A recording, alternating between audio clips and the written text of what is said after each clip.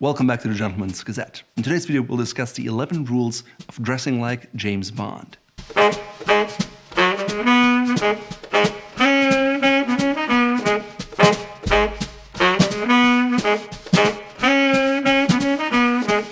James Bond is one of the world's most famous fictional characters. His style is admired, copied, and adored by men around the world. Even though there are entire blogs and channels dedicated to the style of James Bond, it's not that easy to copy his look because on the one hand you need a lot of dough, on the other hand you may not look like James Bond. Just because an outfit works well for 007 doesn't mean it will work well for you and your style and your surroundings. At the Gentleman's Gazette, we think it makes more sense to figure out what style rules Bond abides by and then use those to adapt them to your unique situations rather than just copying him to the T. 007 has been on film since 1962 when Sean Connery embodied Bond in Dr. No. Bond is now entering his 7th decade at Hollywood, and as you can imagine, his style has changed quite a bit throughout the years. Bond has worn everything from dinner jackets to traditional tuxedos, Scottish Highland dress, formal morning dress, as well as one-piece ski suits in yellow, as well as tropical shirts. Roger Moore's Bond was a fan of disguises, which luckily the current Bond is not really a fan of anymore. Instead, he has developed a sartorial reputation that shows him as being effortlessly dapper at all times, always prepared for the situation and dressed appropriately. And of course, Bond has worn many bad outfits, and admiring them or imitating them is just not stylish at all. For example, look at the 1970s. It was in general a really dark era for classic men's style and fashion, and that was also true for Bond. Ian Fleming's literary James Bond was not nearly as stylish as he is made out to be today. To learn more about that, please check out this in-depth guide here. Of course, over the course of 24 of Bond films, different costume designers and choreographers have changed the way he looked. On top of that, product placements play a much bigger role today than they used to be 40 years ago. So just because Bond now drinks Heineken and shaves with a Gillette doesn't mean that you should. Want to learn more why a Gillette is simply not cutting it? Check out this video here. Daniel Craig has been playing Bond since 2006, and he definitely has brought him into a new era of Bond style. Even though we think it's impossible to distill James Bond style down to one single concept, we came up with 11 rules that we think he lives by. Number 1. He respects the power and style of clothes. Obviously, Bond is an intense character who is more a man of action rather than words. As such, his clothes are an important part of who he is and how he wants to be perceived. In a 2006 Casino Royale movie, we can see that Bond utilizes his clothes as a tool. In the opening scene, he wears a tropical shirt, whereas later in the movies, Vesper comments on his disdain for the suit, and later on, he changes his dinner jacket for a traditional tuxedo. By the end of the movie, Bond is embracing the power of clothes, wearing a 3-piece suit for his final show of power. There's no real purpose for this outfit other than showing that Bond has fully grasped the power of clothes and his new identity. Bond fully understands that great clothes, especially more formal ones, such as a suit, add to his air of competence and authority. He fully understands that he's not going to earn respect or elicit fear if he's dressed like the average American suburban dad. 2. Bond knows exactly what works for him and he sticks with it. What does that mean? Well, he expects his garments to perform, and so he doesn't use cheap substitutes. He also keeps his color palette somewhat limited to keep a harmonious look that is somewhat of a signature for him. 3. Bond's style never overshadows him, and the same is true for you. The clothes shouldn't be wearing you, you should be wearing your clothes. That means the clothes shouldn't be so bold that they overshadow your personality. Bond has understood that, and he keeps it simple. Bond sticks with muted colors, white shirts, subtle patterns, and nothing is overdone. Obviously, his style is deliberately not flashy at all. 4. Bond moves with the times but leans into classics. Fashion has changed radically since 1962, and every Bond has found a way to move with the fashions. Roger Moore wore a safari suit and flared pants in the 1970s. Pierce Brosnan's Brioni suits and jackets leaned more into the looser fit of the 90s, versus Daniel Craig in the 2000s used Tom Ford suits with a slimmer and trimmer silhouette.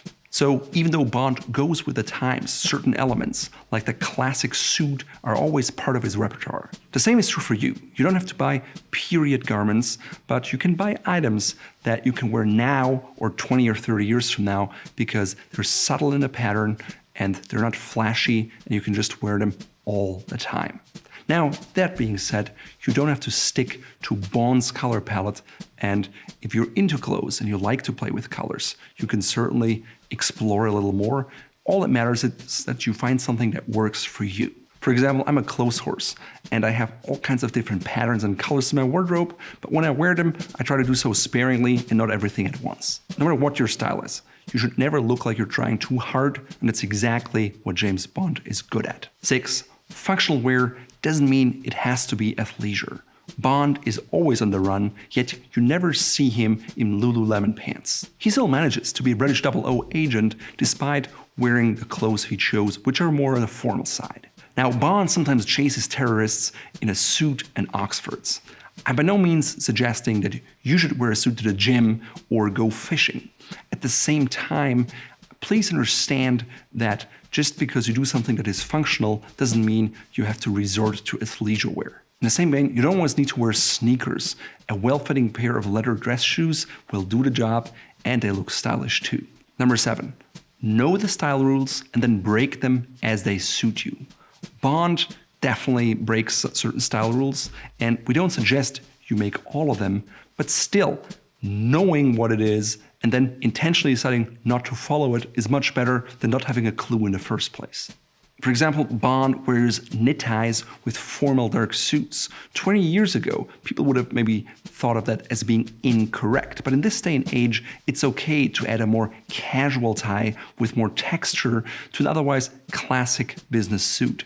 By the way, for a selection of excellent silk knit ties, please head over here. On the other hand, the new Bond sometimes wears a three-piece suit with a belt, which is obviously wrong because it makes your vest bunch up in the front, so a pair of suspenders or side adjusters on your pants are preferable. Personally, I think it's just a costume designer who doesn't pay attention, but at the end of the day, it still reflects the Bond style. Or for example, look at Bond's watch selection. He pretty much wears sport watches exclusively, even with his tuxedo. Now, that decision is not so much driven by his style, I think, rather than by product placements. And if companies pay a lot and their best sellers are sports watches, that's what they want Bond to wear. That being said, his status as a special agent makes it more suitable for him to wear a sports watch that needs to perform at all times. He also wears a lot of black on black, which makes his character recede sometimes into the background, which again for his role may be advantageous, but in general, black in menswear is one of the most overrated colors, and I explain why in this video here. On occasion, one also skips the waistcoat with a single-breasted tuxedo, which is not the norm, even though more and more people doing it in Hollywood these days. It doesn't mean it favors your look, simply because an exposed waistband just looks unfinished. Style number 8, dress for the occasion. Bond is typically well attired. He wears a tuxedo when it calls for it. He wears a suit when he shows up at MI6, and he wears a down jacket and boots when it's cold outside. Understanding your surroundings and the purpose of your clothes always help you to dress to the right level depending on your occasion. Number 9, the basics will always look good. Whether it's a pair of dark denim, a dark suit, a white shirt, a white pocket square, or a knit tie. These are all staples in your wardrobe that you can combine with lots of different outfits, and they work for Bond and they will work for you too. Why? Well, all these are classics that have stood the test of time. They have been around for a while and they will be around for a while, and Bond fully embraces that. Rule number 10, when in doubt, wear a jacket. I would say that Bond more often than not wears a jacket, whether it's a suit jacket, a blazer, a sport coat, or a safari jacket, or maybe a down jacket. He just wears something because it pulls his looks together and he's more complete that way. Finally, last but not least, James Bond embraces the suit. In 2020, the suit is in many ways dying as a requirement in the workplace, and people don't have to wear the suit anymore.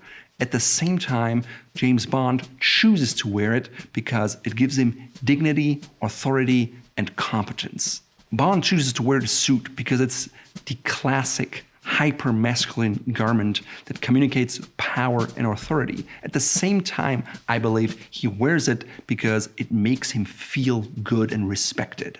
Now, the same is true for you. If you like the way suits make you feel and be perceived, then by all means, go ahead and wear them, even though people around you may not wear them anymore.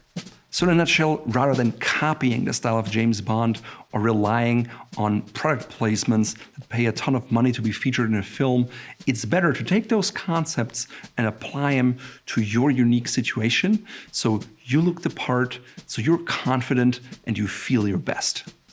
In today's video, I'm wearing a typically Bond-inspired outfit. It is a dark suit. I chose a navy one. You could choose a gray one. I have a white shirt with barrel cuffs, no cufflinks, and a Prince of Wales check tie in a dark pattern. So it's just very muted, but overall it provides enough contrast and it looks elegant with my white linen pocket square from Fort Belvedere, which you can find here just like the tie. Even though James Bond now wears slim-fit suit pants, they don't work for me because I have bigger thighs, and so I have pleated pants with cuffs. At the same time, I'm going with the sleek, clean, black, hole-cut Oxford that James Bond would wear with his suit. No broguing, no eccentric or excessive detail, just clean, pure lines.